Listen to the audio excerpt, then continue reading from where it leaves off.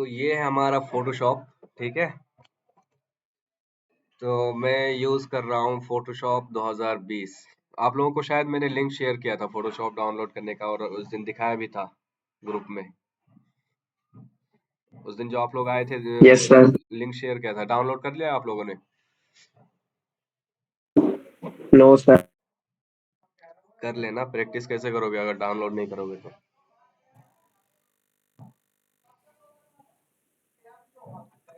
तो कोई भी फोटोशॉप आप इंस्टॉल करोगे ना, इंस्टॉल करने के बाद जब ओपन करोगे तो कुछ इस टाइप से, या फिर उसमें कुछ अलग दिख रहा होगा। जब फॉर एग्जांपल यहाँ पे मैं 2020 वाला इंस्टॉल करके रखा है मैंने, तो ये कुछ यहाँ पे कुछ ये ऑप्शन आ रहा है, तो ये ऑप्शन हो सकता है आपको ना मिले। ठीक है, तो आपको डायरेक्ट मिलेगा या तो रिसेंट का, और यहाँ पे आपको दो ऑप्शन मिलेगा, एक मिलेगा क्रिएट न्यू का और एक ओपन का मिलेगा। यहाँ पे कुछ ज्यादा यहाँ पे दिख रहा है।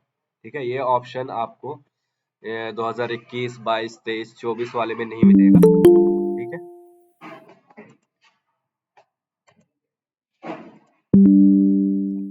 तो इसमें आपको, इसमें कोई इन सब चीजों की कोई जरूरत है नहीं उतना। ठीक है, नॉर्मली हम जब भी कोई फोटोशॉप ओपन करते हैं, जो न्यू वर्जन है यानी सीसी 2016 के बाद से 16, 17, 18, 19, 20, 21, 22, तो उसमें आपको हो सकता है किसी किसी 16, 17 में अगर आप ओपन करोगे तो डायरेक्ट कुछ इस टाइप से आपका यूजर इंटरफेस खुल के आएगा। ठीक है, उसके बाद आप यहाँ पे जा करके न्यू फाइल ले सकते हो। लेकिन 19 के बाद से, 18 के बाद से 19 वाला जो वर्जन है, उसमें क्या किया अपडेट करके, आप कोई भी फोटोशॉप मतलब 19 के बाद का कोई भी फोटोशॉप ओपन करोगे तो आपको कुछ इस तरह का यूजर इंटरफेस दिखेगा कि यहाँ पे आइकन आएगा फोटोशॉप का। इस पे अगर क्लिक करते हो तो डायरेक्ट स्विच हो जाते हो, अंदर की तरफ चले जाते हो कि क्या क्या ऑप्शन मिल रहा है। यहाँ पे आपको दिख रहा होगा होम वाला बटन, आइकन। इस पे क्लिक करोगे तो फिर आप वहाँ पे होम वाले ऑप्शन पे आ जाओगे। यहाँ पे आपका जो दिख रहा है कि हमने फोटोशॉप में अभी कुछ दिन पहले जो रिसेंट हमने काम कर रखा है फोटोशॉप में, वही चीज यहाँ पे शो होगा। बाकी यहाँ पे आपको दो ऑप्शन मिलेंगे, एक क्रिएट न्यू का और एक ओपन का। इसको बोलते हैं, यहाँ पे जो आपको दिख रहा है, मैं अभी जब कोई फाइल न्यू डॉक्यूमेंट में जब क्रिएट करूंगा उसके बाद मैं सारी चीजें बताऊंगा। यहाँ पे सबसे ऊपर जो शो होता है ये जो एडिट, उसके बाद फाइल, इमेजेस, लेयर, टाइप, ये सब जो लिखा हुआ आ रहा है, इसको बोलते हैं मेन्यू बार।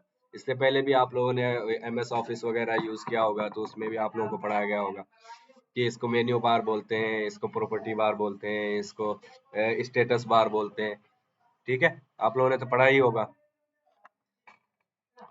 तो सबसे पहले देखो, इसमें यस। मैं ये बताना चाह रहा हूँ कि फोटोशॉप में हम लोग क्या क्या कर सकते हैं। ठीक है, फोटोशॉप बेसिकली फोटो एडिटिंग के लिए, ज्यादातर मोस्टली जो यूज होता है फोटो एडिटिंग के लिए। किसी भी तरह का कोई भी फोटो आपको एडिट करना हो, तो ब्लर टाइप का आपका फोटो है, या फिर उसको थोड़ा सा रिफाइन करना है, या फिर आपने कभी कभी फोटो खींचा होगा किसी का, तो क्या होता है कि जब हम क्लिक करने जाते हैं तो थोड़ा सा हिल जाता है। ठीक है, मोबाइल से हो या कैमरे से हो, तो वो थोड़ा सा मोशन टाइप का जैसे हिल जाता है तो हमें ब्लर नजर आता है कहीं पे। तो उस चीज को फिक्स करना हो तो वो भी आप कर सकते हो।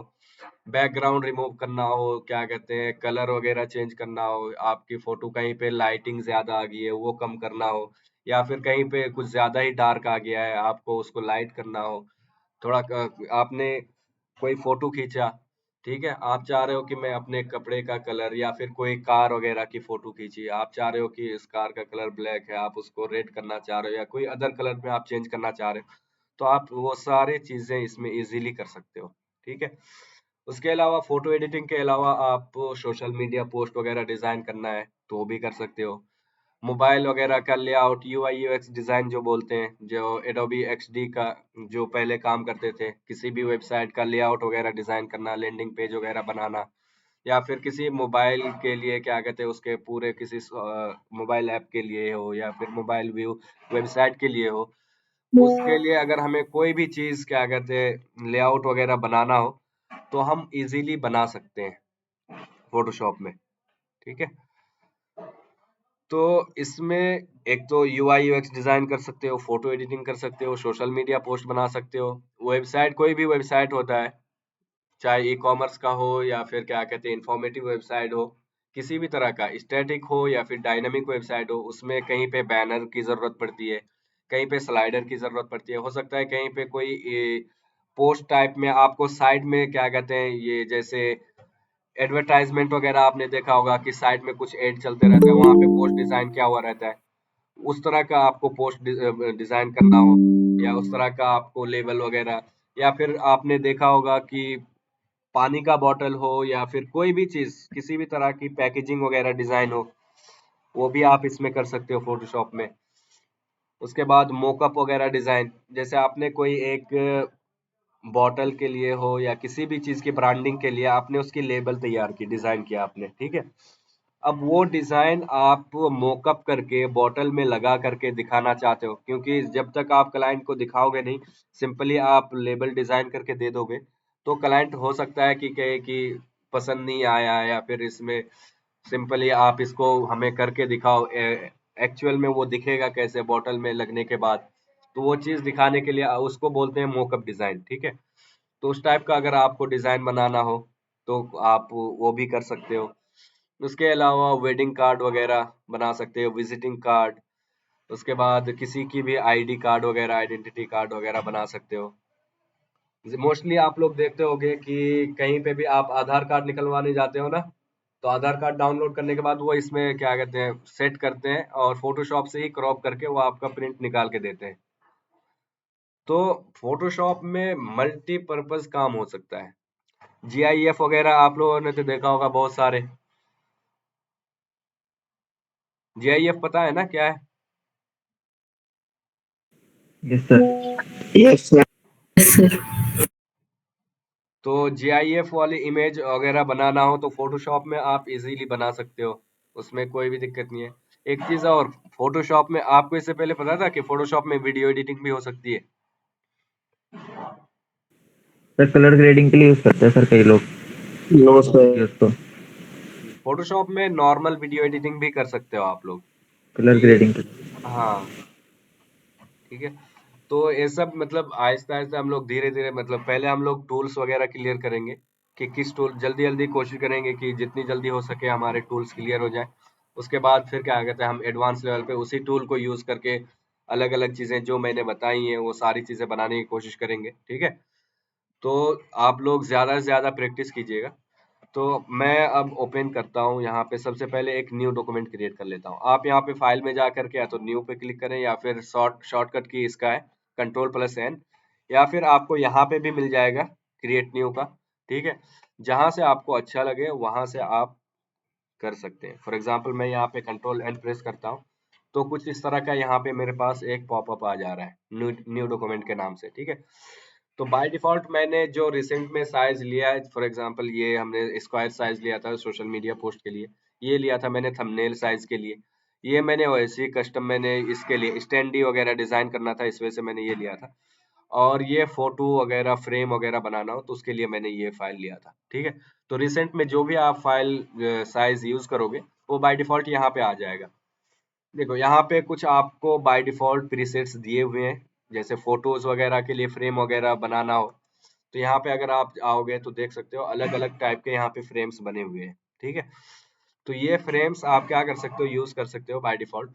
जैसे आप फोटो खिंचाते हो, स्टूडियो में जाते हो, वहां पे आप देखते होगे कई सारे अलग अलग तरीके के वो फ्रेम लगा के रखते हैं, ताकि उस टाइप का अगर आपको फ्रेम चाहिए तो आप देख करके अट्रैक्ट होकर के आप पूछ भी लेते हो कभी कभी कि सर ये कितने में बन जाएगा, कितने साइज का है, तो वो फिर बताते हैं ये इतने साइज का है, इतना पैसे में आपका बन जाएगा। तो यहाँ पे बाय डिफॉल्ट कुछ फ्रेम दिए हुए हैं, ठीक है।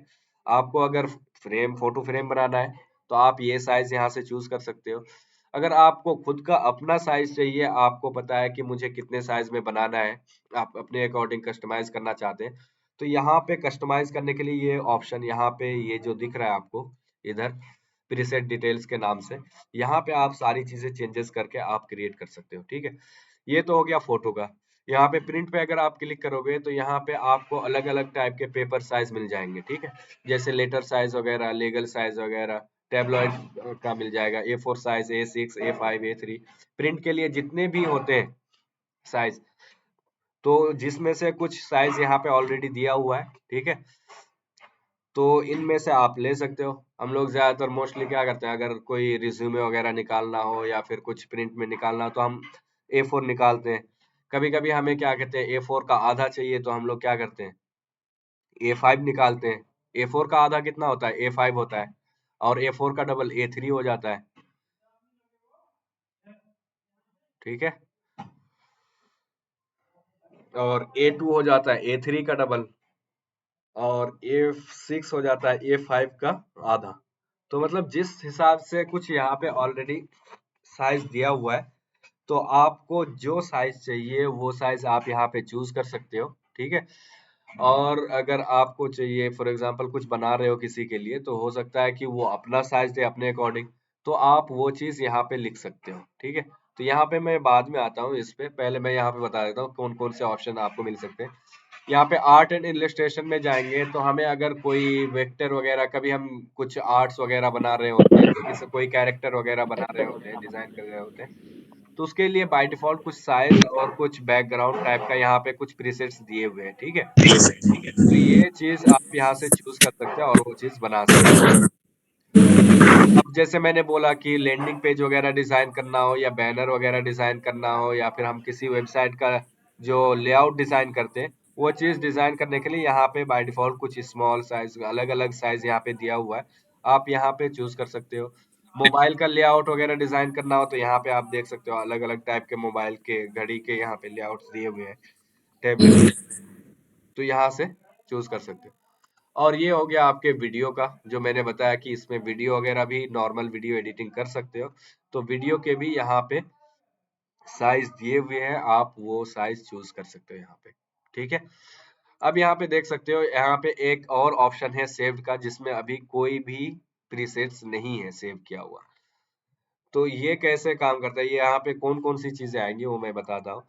जैसे देखो, अभी मैं प्रीसेट्स में आया यहाँ पे, ये बाय डिफॉल्ट मैंने ये वाला सिलेक्ट किया। ठीक है, अब मान के चलो मुझे यही साइज चाहिए, और ये साइज मैं चाह रहा हूँ कि परमानेंटली मेरे पास सेव रहे, क्योंकि सोशल मीडिया पोस्ट हमें डिजाइन करना होता है। तो मैं चाहता हूँ कि इसको मैं सेव करके हमेशा के लिए रख लूँ, सिंपली जब भी मुझे क्या कहते हैं सोशल मीडिया पोस्ट वगैरह डिजाइन करना हो, तो मैं क्या करूंगा कि सिंपली सेव्ड पे आऊंगा और आकर के वो साइज मुझे मिल जाएगा। अगर मुझे ये चीज सेव करना हो सेम इसी इस पे, तो मैं क्या करूंगा, यहाँ पे आपको एक ऑप्शन मिल रहा होगा सेव का, ये डाउनलोड टाइप का आपको दिख रहा होगा। ठीक है, आइकन, इस पे अगर आप क्लिक करोगे ना, तो यहाँ पे आपको सेव करने के लिए नेम पूछेगा कि किस नाम से आप सेव करना चाह रहे हैं। फॉर एग्जाम्पल मैं सोशल मीडिया पोस्ट के नाम से मैं सेव करना चाह रहा हूँ।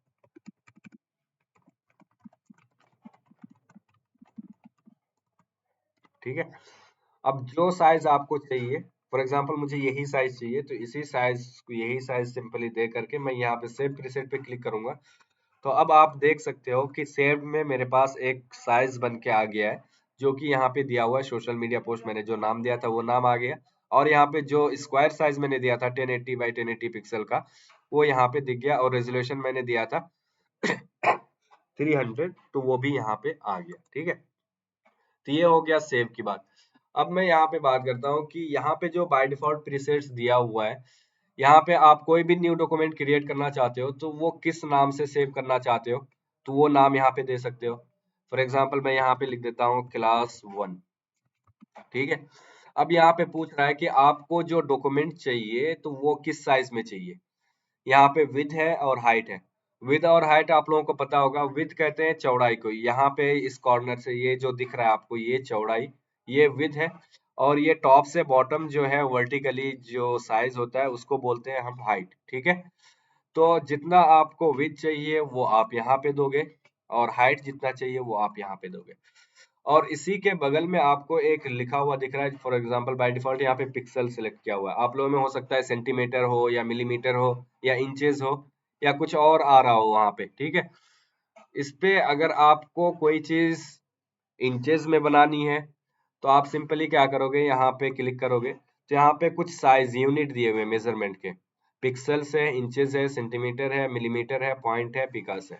ठीक है, तो आपको जिस साइज में बनाना है वो साइज, वो यूनिट यहाँ पे आपको चेंज कर लेना है, चूज कर लेना है। ठीक है, फॉर एग्जांपल मान लो मुझे सोशल मीडिया का पोस्ट डिजाइन करना है, तो मैं क्या करूंगा, पिक्सल्स में हम बनाते हैं, या फिर हम क्या कहते हैं थंबनेल हमें बनाना है, तो हम भी उसमें भी क्या करते हैं पिक्सल्स का यूज करते हैं।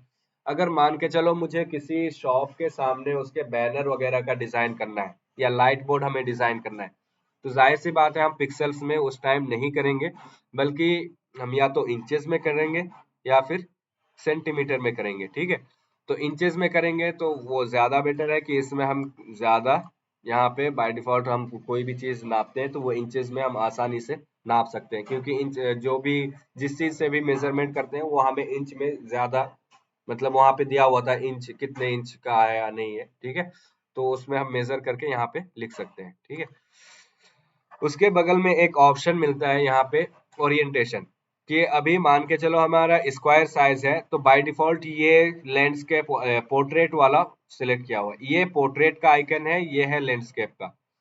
ठीक है, पोर्ट्रेट यानी वर्टिकली कोई साइज आप लेते हो, हाइट ज्यादा होता है विड्थ कम होता है उसको पोर्ट्रेट बोलते हैं, और जिसका विड्थ ज्यादा होता है हाइट कम होता है उसको बोलते हैं लैंडस्केप। ठीक है, तो अगर हमारे पास स्क्वायर साइज कोई भी साइज लेते हैं, स्क्वायर साइज हो या फिर क्या कहते हैं पोर्ट्रेट साइज हो, तो ये बाय डिफॉल्ट ये वाला ही आइकन सेलेक्ट करेगा।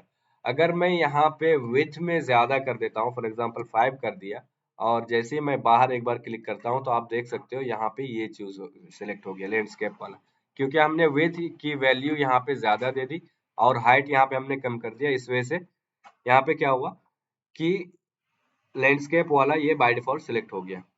अब इसके बगल में है एक आर्ट बोर्ड का ऑप्शन। ठीक है, तो आर्ट बोर्ड का ऑप्शन इसको हम बाद में देखेंगे। ठीक है, अभी मैं सिंपली हमारा हमें जो वर्क करने के लिए जो ये चाहिए, वर्क स्पेस चाहिए, कैनवस चाहिए, उसकी हम बात कर लेते हैं। आर्ट बोर्ड क्या होता है वो हम मैं नेक्स्ट क्लास में आप लोगों को बताऊंगा। आर्ट बोर्ड में क्या कहते हैं, मल्टीपल चीजें, मल्टीपल हमें स्क्रीन मिल जाता है उसमें काम करने के लिए, तो उसके बारे में हम बाद में डिस्कस करेंगे। ठीक है, अब यहाँ पे देखो रेजोल्यूशन आ रहा है, 300 दिया हमने रेजोल्यूशन। अब इस रेजोल्यूशन का काम क्या है? रेजोल्यूशन का काम ये है कि हम जितना ज्यादा रेजोल्यूशन रखेंगे किसी भी चीज में, कोई भी चीज हम डिजाइन करते हैं, जितना ज्यादा रेजोल्यूशन रखेंगे हमारे उस डिजाइनिंग की, उस पोस्ट की, या फिर जो भी हम डिजाइन कर रहे होते हैं उसकी क्वालिटी उतनी ही अच्छी होगी और वो साइज में उतना ही ज्यादा होगा।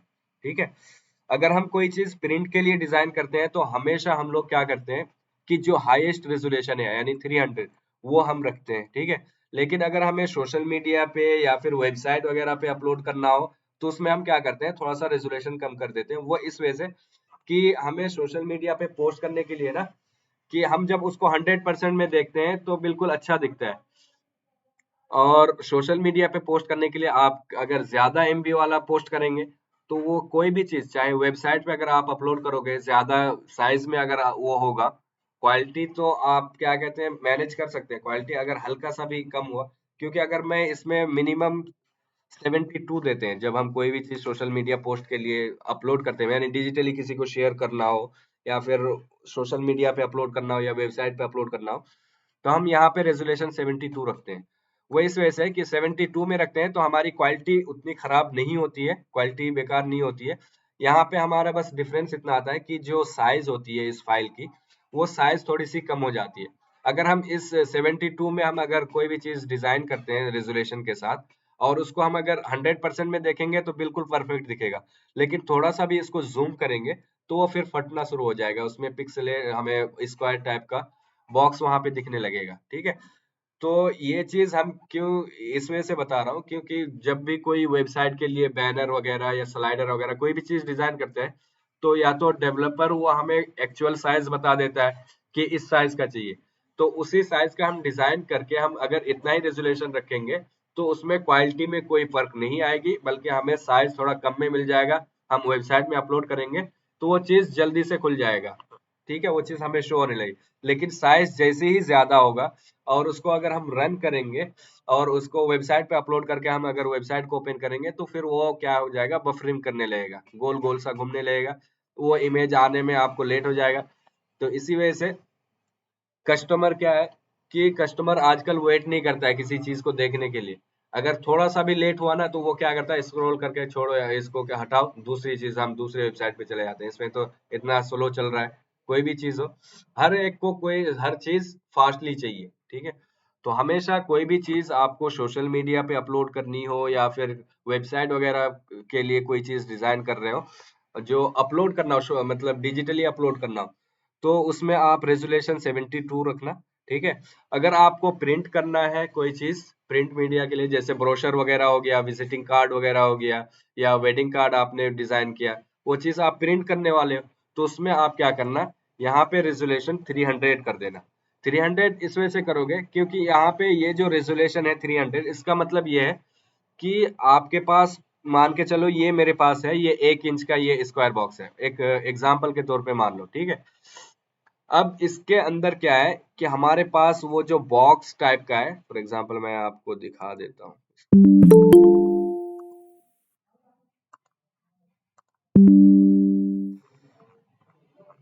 यहाँ पे जूम करने के बाद भी नहीं दिख रहा। ठीक है।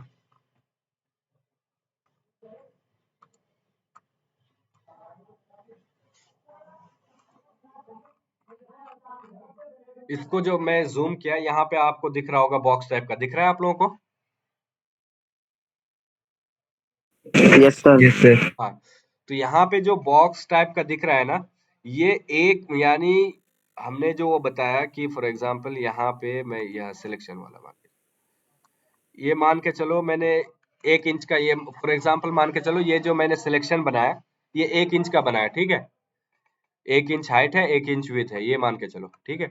अब इसके अंदर क्या होगा, ये सब जो बॉक्स दिख रहा है ना आप लोगों को, ये बॉक्स 300 होता है। अगर हम वहां पे 300 रेजोल्यूशन देंगे, तो इस सिलेक्शन के अंदर मतलब आपके पास ये बॉक्स कितना होगा, 300 होगा। ठीक है। तो जाहिर सी बात है, अगर 1 इंच के अंदर आपके पास 300 बॉक्स होंगे, 300 पिक्सल्स होंगे, तो उसकी क्वालिटी आपकी अच्छी होगी। आप जब जूम करोगे उसको, तो वो क्या होगा, बहुत देर के बाद, ज्यादा एकदम बिल्कुल हाई एंड पे जाने के बाद ही वो चीज आपको इस टाइप का बॉक्स दिखने लगेगा। लेकिन अगर आप कम जूम करते हैं, 200, 300, 400, तो उसमें आपको ये बॉक्स आपको नहीं दिखेगा।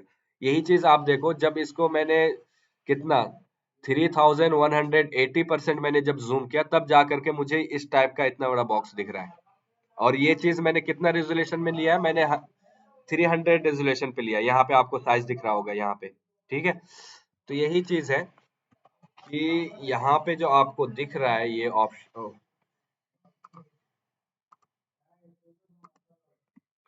यहाँ पे जो रेजोल्यूशन दिख रहा है मेरा, वो दिखाने का यही मकसद था कि रेजोल्यूशन होता क्या है और पिक्सल पर इंच जो यहाँ पे लिखा हुआ है, इसका मतलब क्या है कि यानी 300 पिक्सल्स हम 1 इंच के अंदर रख रहे हैं। ठीक है।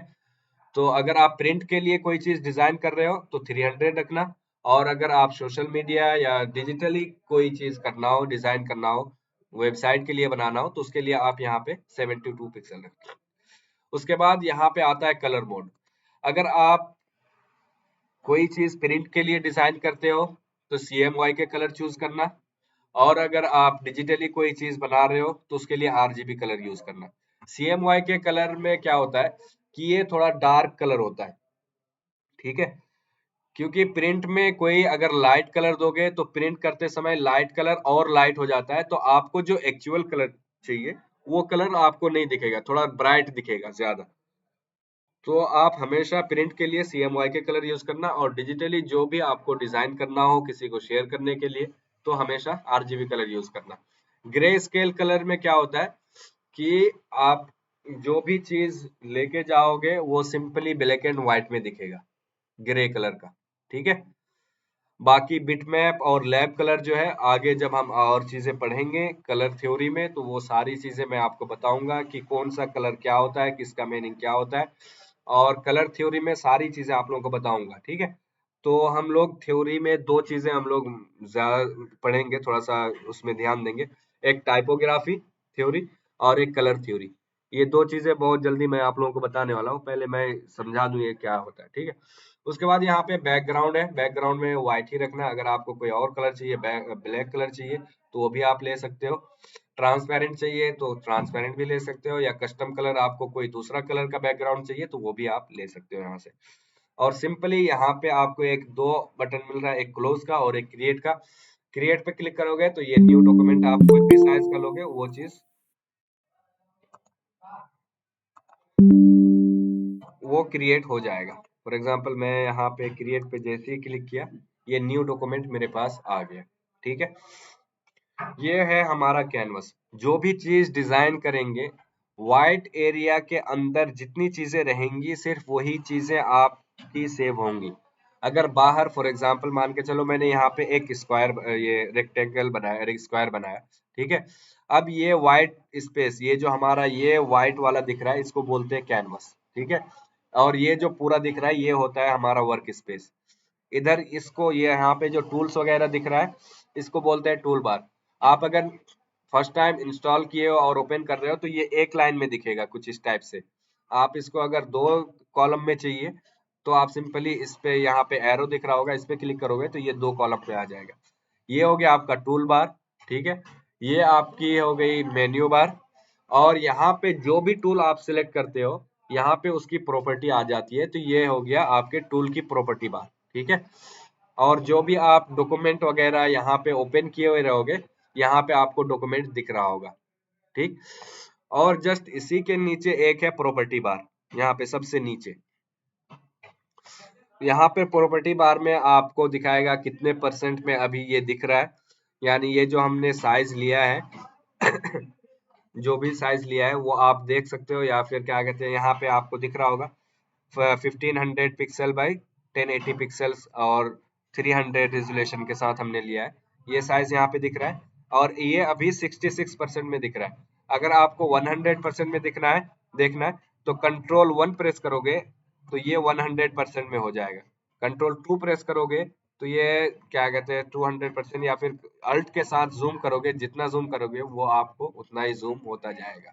स्क्रॉल वाला जो आपको व्हील मिल रहा है माउस में, अल्ट प्रेस करके स्क्रॉल व्हील को अगर आप घुमाओगे तो वो क्या होगा, जूम इन जूम आउट हो जाएगा, ठीक है। उसके बाद यहाँ पे बाय डिफॉल्ट मेरे पास कुछ, मैंने यहाँ से कुछ चीजें हटा के रखी हैं। आप लोग अगर फर्स्ट टाइम ओपन कर रहे होगे तो इस टाइप का नहीं दिखेगा। मैं आपको दिखा देता हूँ कैसा दिखेगा। फर्स्ट टाइम पे अगर आप ओपन करोगे तो कुछ इस टाइप से आपके पास आएगा, ठीक है। तो ये सारी चीजें मैंने हटा के रखी थी। यहाँ पे ये कलर्स वाले पैनल आ रहे हैं, ठीक है। तो मुझे इस चीज की जरूरत है नहीं, यहाँ पे मुझे क्या कहते हैं ऑलरेडी कलर्स के लिए मिल जा रहा है, ठीक है। तो मुझे इस पैनल की मुझे जरूरत नहीं है, तो मैं सिंपली इसको क्या करूंगा, क्लोज टैब ग्रुप पे मैं क्लिक कर दूंगा। मुझे यहाँ पे इसकी भी जरूरत नहीं है, मुझे ट्यूटोरियल यहाँ से नहीं देखनी है, तो इस वाले पैनल को मैं यहाँ से हटा दूंगा। यहाँ पे मुझे जरूरत है लेयर्स की और चैनल, ये वाले पार्ट की मुझे सबसे ज्यादा जरूरत है, क्योंकि और एक चीज हमेशा याद रखना, फोटोशॉप में सबसे ज्यादा जो काम होता है वो लेयर्स पे ही काम होता है। लेयर्स, हमेशा आपको लेयर्स के साथ दोस्ती कर लेनी है, क्योंकि कोई भी चीज बनाओगे आपको न्यू लेयर ऐड करके बनाना है। इसमें लेयर्स का ही खेल है फोटोशॉप में, ठीक है। और दूसरे सॉफ्टवेयर जो है उसमें भी लेयर्स होते हैं, इलस्ट्रेटर में भी लेयर होता है, लेकिन उसमें क्या है कि आप कोई भी चीज ऊपर नीचे कभी भी कर सकते हो। लेकिन फोटोशॉप में क्या है, आप उसमें कोई भी चीज बनाओगे वो अलग अलग लेयर ऑटोमेटिकली क्रिएट कर देता है। लेकिन फोटोशॉप में क्या है, अगर आप ब्रश टूल यूज करोगे, फॉर एग्जांपल मैं अभी आपको अगर दिखाऊं, लेयर्स पे मैं आया, यहाँ पे ये लेयर हटा दिया, ठीक है। इसको मैं कर देता हूँ,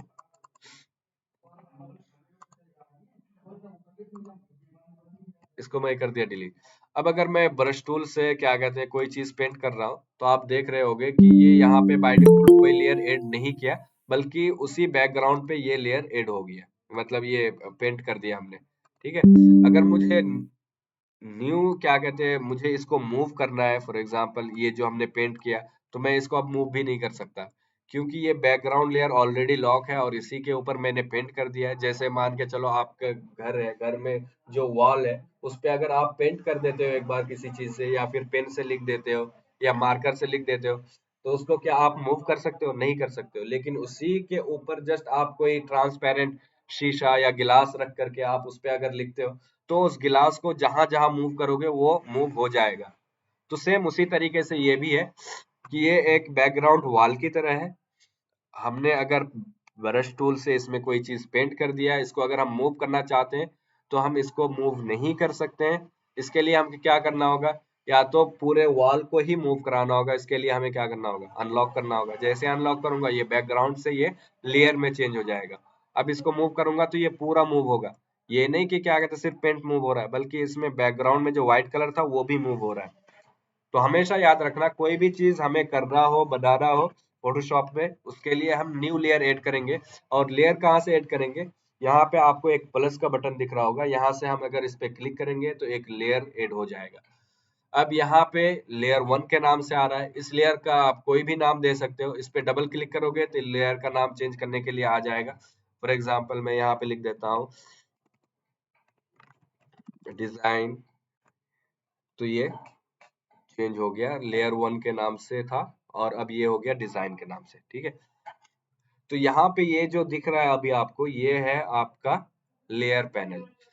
कभी कभी आपका ऐसा होता है कि कोई चीज इधर उधर हो जाती है, बिगड़ जाती है, इधर आ गया, ये इधर आ गया, कुछ इधर से इधर चला गया, इधर से इधर चला गया, आपकी सारी चीजें बिगड़ गई फोटोशॉप की। ठीक है, आप परेशान हो गए, या फिर ये बिगड़ के आ गई, मान के चलो हट गए, डिलीट हो गया, कुछ हो गया, तो आप सिंपली क्या कर सकते हो, अगर यहाँ से, तो सिंपली यहाँ पे आपको एक आइकन दिख रहा होगा, यहाँ पे अगर क्लिक करोगे तो यहाँ पे सिंपली आप रिसेट एसेंशियल पे क्लिक करना। जैसे आप इंस्टॉल किए थे स्टार्टिंग में वैसे ही आ जाएगा। ठीक है, अगर यहाँ से आपको नहीं मिल रहा है तो आप सिंपली विंडोज पे जाना, यहाँ पे आपको मिल जाएगा वर्क स्पेस, और यहाँ पे ये सारी चीजें वही ऑप्शन आपको मिल जाएंगे। ठीक है, रिसेट एसेंशियल पे बाय डिफॉल्ट ये एसेंशियल पे रहता है, रिसेट एसेंशियल पे क्लिक करोगे तो जैसे पहले था क्या कहते हैं एसेंशियल वाला, वो चीजें यहाँ पे आ जाएंगी। एक चीज और, आप अगर अपने हिसाब से अपने अकॉर्डिंग कोई चीज लेयर पैनल वगैरह या फिर अपने वर्क स्पेस को अरेंज करना चाहते हो तो वो भी आप कर सकते हो अपने अकॉर्डिंग। ठीक है, वो सब सेव भी कर सकते हो और डिलीट भी कर सकते हो। यहाँ पे जैसे वर्क स्पेस में जाते हो, यहाँ पे आपको ऑप्शन मिल रहा है कि delete work space, new work space. अगर मैं न्यू वर्क स्पेस पे क्लिक कर रहा हूँ तो यहाँ पे नाम पूछ रहा है। तो सबसे पहले आप अपने अकॉर्डिंग अरेंज कर लेना जो चीज, जहाँ पे जो चीज चाहिए। तो कैसे हम न्यू वर्क स्पेस बना सकते हैं और अलग अलग चीजें कहाँ से क्या क्या चीजें ला सकते हैं, वो सब चीजें मैं जब मेन्यू बार में पढ़ूंगा ना, तो आप लोगों को बताऊंगा मेन्यू बार के बारे में। तो वो सारी चीजें डिटेल के साथ मैं बता दूंगा आप लोगों को। ठीक है, तो यहाँ तक किसी को कोई डाउट है? आप लोग बोर हो रहे होगे कि क्या कहते हैं सर सिर्फ बोले जा रहे हैं, हम लोग से पूछ नहीं रहे हैं कुछ। कोई डाउट है आप लोगों को? No sir. समझ में आ रहा है ना? वॉइस क्लियर आ रही है? यस सर, एकदम क्लियर आ रही है। ओके,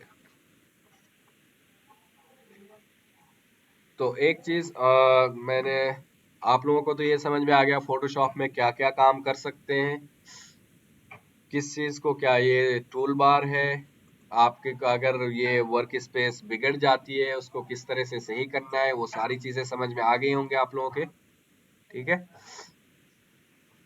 अब एक चीज और ध्यान देना, एक चीज मैं आगे आप लोगों को और बताऊंगा। फोटोशॉप क्या है कि एक रास्टर बेस्ड पिक्सेलेट सॉफ्टवेयर है, यानी इसमें जो भी काम होता है ना, वो स्क्वायर वाला जो बॉक्स अभी दिखाया था आप लोगों को यहाँ पे इस वाले डॉक्यूमेंट में, जूम करके मैंने दिखाया था, ये पिक्सल पे काम करता है फोटोशॉप। ठीक है, और बाकी जो सॉफ्टवेयर है मैंने उस दिन भी बताया था कि बाकी जो सॉफ्टवेयर है वो किस पे काम करता है, वो वेक्टर बेस्ड सॉफ्टवेयर है। वो उसमें भी ऐसा नहीं कि उसमें क्या कहते हैं पिक्सल्स, वो साइज जो लेते हैं वो पिक्सल्स में नहीं होता, उसमें भी पिक्सल्स होता है, लेकिन उसमें और इसमें थोड़ा डिफरेंस ये है कि कोई भी चीज हम डिजाइन करते हैं ना, तो हमें फोटोशॉप में हमें क्या कहते हैं साइज वही लेना पड़ता है जो एक्चुअल में हमें रखना है।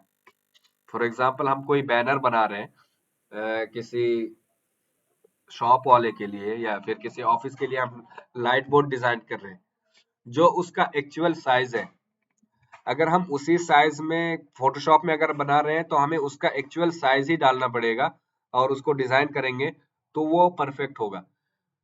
लेकिन अगर हम किसी और साइज में बना लिए, छोटे साइज में, फिर बाद में अगर हमें उन्होंने साइज दिया कि इस साइज में अब इसको चेंज कर दो, तो जैसे ही आप उसको बड़ा करोगे, बड़ा करने जाओगे, तो वो क्या हो जाएगा, वहां पे हमारी जितनी भी चीजें हमने डिजाइन की थी, हो सकता है कलर चेंज हो जाए, बलर हो जाए, पिक्सल्स पिक्सल्स दिखने लगे, तो वो चीजें बिगड़ जाएंगी। लेकिन इलस्ट्रेटर में क्या है और कोरल ड्रॉ में क्या है कि वो चीज आप चाहे कितना भी छोटा कर लो या फिर कितना भी बड़ा कर लो, वो चीज पिक्सेलेट नहीं होंगे, आपको पिक्सल टाइप का बॉक्स नहीं दिखेगा। जितना भी जूम कर लो, बड़ा कर लो, वो एक्चुअल जैसा था वैसा ही रहेगा। ठीक है, तो वो वेक्टर और रास्टर में क्या डिफरेंस है, वो मैं एक क्लास रखूंगा और उसमें सारी चीजें मैं करके दिखाऊंगा कि रास्टर क्या होता है, वेक्टर क्या होता है। ठीक है,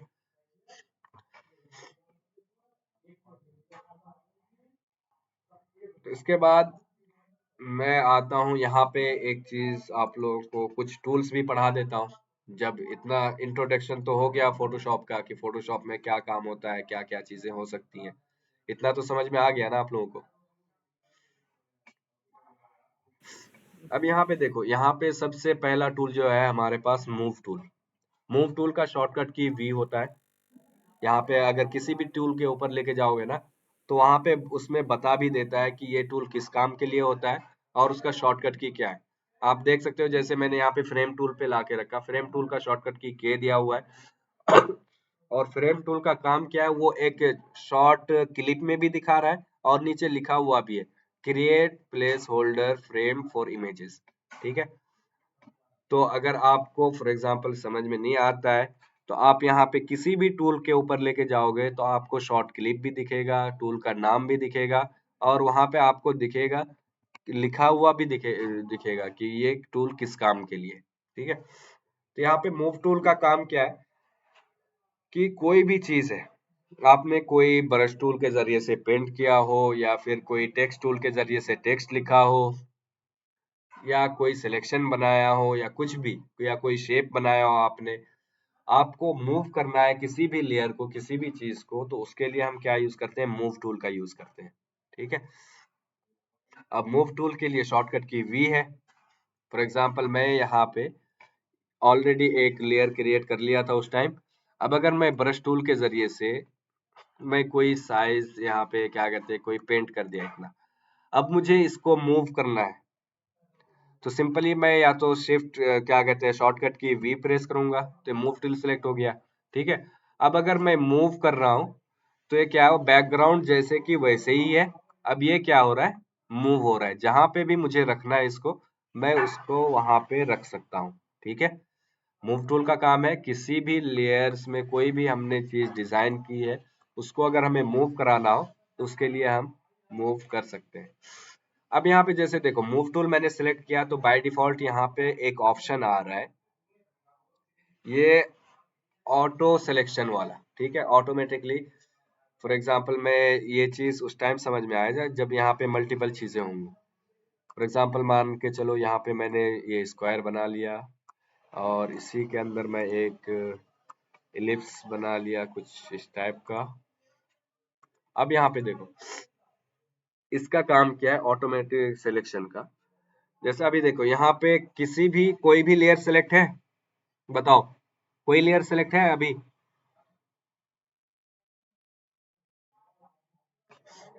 अभी कोई नो भी, सर। हाँ अभी कोई भी लेयर सिलेक्ट नहीं है। ठीक है, अब मैं क्या है, मूव टूल पे हूँ, सिलेक्ट करके रखा हूँ मैं मूव टूल। अब जिस भी ऑब्जेक्ट पे क्लिक करूंगा, वो लेयर बाय डिफॉल्ट यहाँ पे सिलेक्ट होता हुआ दिख रहा है कि ये लेयर सिलेक्ट हो गया। अब मूव कर रहा हूँ, जहां पे भी लेके जा रहा हूँ ये मूव हो रहा है। देखो, यहाँ पे क्लिक किया तो ये वाला लेयर सिलेक्ट हो गया, इलिप्स वाला। ठीक है, इसको मूव कर रहा हूँ, ये मूव हो रहा है। मैं ये ब्रश टूल से पेंट किया तो ये देखो डिजाइन वाला लेयर ऑलरेडी सिलेक्ट हो गया, इसको मूव कर रहा हूँ, मूव हो रहा है। ठीक है, ये जो ऑप्शन है ये इनेबल है, यानी ऑटोमेटिकली हम जिस भी शेप पे या जिस भी चीज पे हम क्लिक करेंगे वो लेयर सिलेक्ट हो जाएगा और वो मूव होना शुरू हो जाएगा।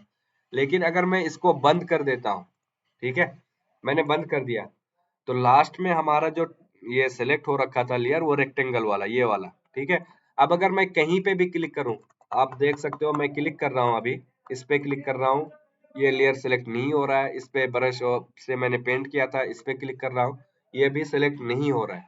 ठीक है, मैं यहाँ पे सिलेक्ट करके मैं मूव कर रहा हूँ, तो देख सकते हो, आपको आपको दिख रहा होगा कि ये सिर्फ रेक्टेंगल वन वाला ही, जो हमने रेक्टेंगल बनाया था शेप टाइप का, वही मूव हो रहा है। इसका मतलब ये है कि ऑटोमेटिक वाला ये क्या करता है, ये अगर हम इसको डिसेबल कर देते हैं तो बाय डिफॉल्ट जो हमने लेयर सिलेक्ट कर रखा है सिर्फ उसी लेयर को वो मूव करेगा, चाहे मैं उसके ऊपर ड्रैग उसको सिलेक्ट करके उसके ऊपर रख करके मैं माउस को ड्रैग करूं, या कहीं भी बाहर रख के मैं मूव करूं अपने माउस को, क्या कहते हैं, अपने माउस को कहीं पे भी लेके जाऊं, वो चीज मूव होगा। ठीक है, लेकिन जैसे ही मैं इसको इनेबल करूंगा, उसके बाद जिसके ऊपर भी क्लिक करूंगा वो चीज बाय डिफॉल्ट वो लेयर सिलेक्ट होकर के वो मूव होना शुरू हो जाएगा। ठीक है, अब इसी के बगल में देख रहे होगे एक ग्रुप है और एक लेयर है।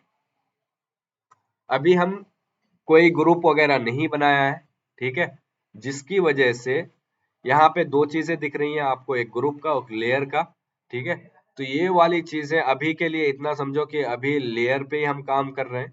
जब हम ग्रुप में काम करेंगे, कई सारी चीजें जैसे पोस्ट वगैरह डिजाइन बनाएंगे इसमें, तो उसमें हमें ग्रुप बनाना पड़ेगा, क्योंकि बहुत सारे लेयर्स हो जाएंगे।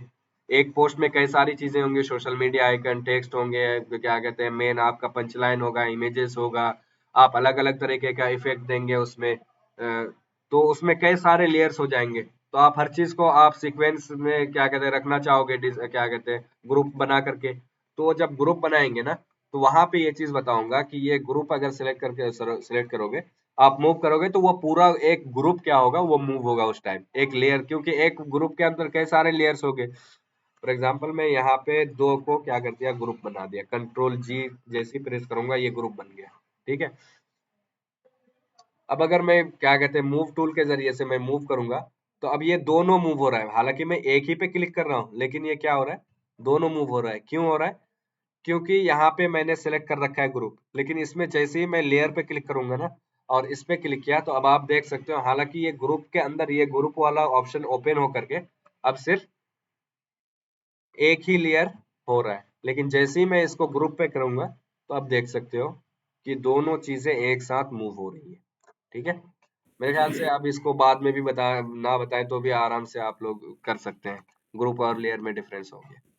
ठीक है, मूव टूल का काम क्या है, समझ में आ गया आप लोगों को? Yes sir. ओके, अब हम कल जो पढ़ेंगे, आज यहीं तक रखते हैं, मेरे ख्याल से कुछ ज्यादा ही हो जाएगा। ठीक है, आज हम लोग यहीं तक रखते हैं, कल हम लोग पढ़ेंगे यहाँ पे कुछ सिलेक्शन टूल है, जिसमें से मार्की टूल है। मार्की टूल में रेक्टेंगुलर मार्की टूल है, इलिप्टिकल मार्की टूल है, सिंगल रो मार्की टूल है, सिंगल कॉलम मार्की टूल है। ठीक है, और ये सब सिलेक्शन के लिए काम आता है। और इसी के बाद लेसो टूल है, पॉलीगोनल लेसो टूल है, मैग्नेटिक लेसो टूल है, ये भी सिलेक्शन के लिए यूज करते हैं। उसके बाद मैजिक वेंट टूल है, ऑब्जेक्ट सिलेक्शन टूल है, क्विक सिलेक्शन टूल है, ये भी सिलेक्शन के लिए। तो हम लोग कल ये तीन टूल, यानी तीन टूल के अंदर कई सारे टूल हैं, इसमें चार हैं, इसमें क्या कहते हैं तीन है, इसमें और इस वाले में तीन है। तो इन टूल का क्या काम है, ठीक है, वो करके प्रैक्टिकली सारी चीजें करूँ करके दिखाऊंगा, और आप लोग को कुछ तो हो सकता है मैं टास्क भी दे दूं उसके ऊपर, अगर नहीं भी देता हूं तो आप लोग खुद से प्रैक्टिस जरूर कीजिएगा। ठीक है, यस सर। नेक्स्ट, हाँ, तो कल हम लोग क्लास क्लास करेंगे, तो कल ऑनलाइन ऑफलाइन दोनों क्लास होगी। आज कॉलेज बंद था, जिसकी वजह से आज सिर्फ ऑनलाइन क्लास हो रहा है। ठीक है, तो कल ऑनलाइन ऑफलाइन दोनों है, तो जिनको ऑफलाइन करना है वो ऑफलाइन आ जाए, जिनको ऑनलाइन करना है वो ऑनलाइन कर सकते हैं। मैंने इस पे व्हाट्सएप ग्रुप के डिस्क्रिप्शन पे मैंने लिंक सेव कर दिया है, आप लोग उसी लिंक से डेली ज्वाइन हो जाना। ठीक है, और ओके सर। टाइमिंग यही रहेगी, 11:30 बजे से एक क्या कहते हैं 12:30 1 बजे तक, 12:30 तक मैं पढ़ाऊंगा, और उसके बाद आप लोगों को कोई डाउट हो तो आधे घंटे का सेशन रख, मतलब 12:30 से 1 बजे तक का सेशन रहेगा, जो भी आप लोगों को पूछना हो वो आप पूछ सकते हैं। ठीक है,